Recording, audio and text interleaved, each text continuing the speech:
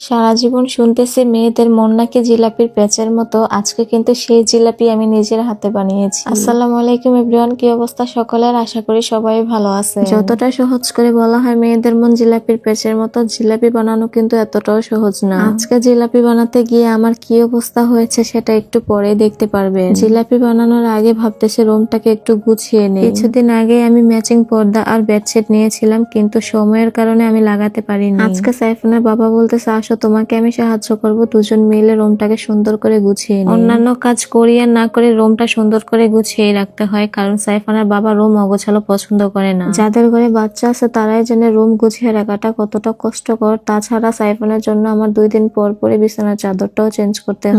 Matching পর্দা আর bedsheet হওয়াতে কিন্তু রুমের লুকটাই চেঞ্জ হয়ে গেছে। আমার কাছে ভীষণ ভালো লাগছে। কাপড় কোয়ালিটি অনেক ভালো। এই সুন্দর বেডশিট আর পর্দাগুলো আমি নিয়েছি ড্রিমল্যান্ড ডিলাইটস ফেসবুক পেজ থেকে।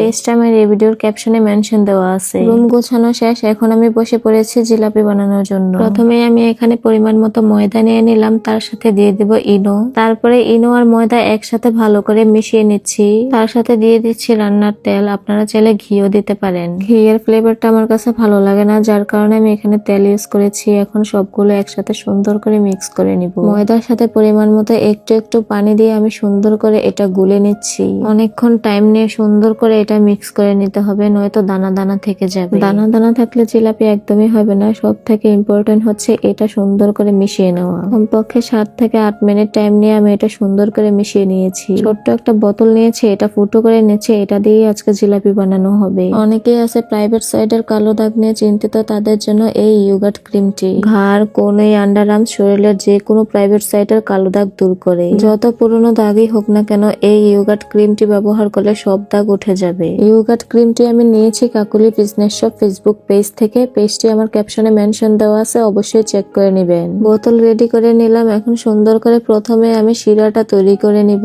শিরা তৈরি করতে প্রথমে আমি এখানে পরিমাণ মতো চিনি দিয়ে দিচ্ছি। চিনির সাথে পরিমাণ মতো পানি দিয়ে এটা অনেকক্ষণ জাল করে নিব।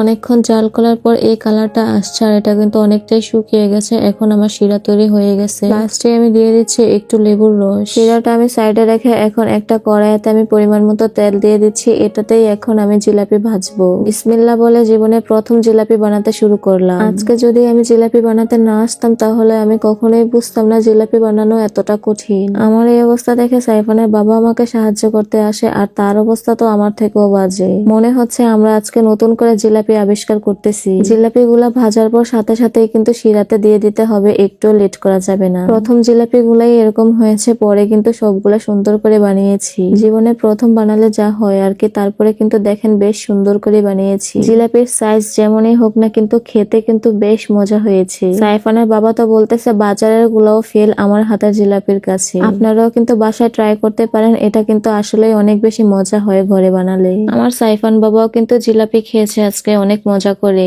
সো আজকের ভিডিওটা এই পর্যন্তই। সবাই ভালো থাকবেন, সুস্থ থাকবেন। দেখা হচ্ছে পরবর্তী কোনো ভিডিওতে। আল্লাহ হাফেজ।